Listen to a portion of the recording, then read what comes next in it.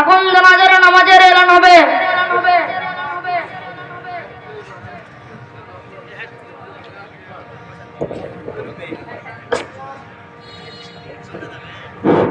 আসসালামু আলাইকুম রহমতুল্লাহ বরকাতুহ।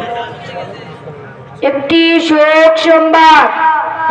শোক সংবাদ লেপুর পাতারাবাড়ি নিবাসী মোহাম্মদ আব্দুর রহমান সাহেবের বড় ছেলে মোহাম্মদ আব্দুল জব্বার সাহেব আজকে বিকেল 4:30 ইন্তেকাল করিয়াছেন। ইন্না লিল্লাহি ওয়া ইন্না ইলাইহি রাজিউন। মরহুমের জানাজার নামাজ আজকে রাত্রি 10:30 তিলেকপুর বাচ্চা হাজি মাদ্রাসার মাহফিলে অনুষ্ঠিত হইবে।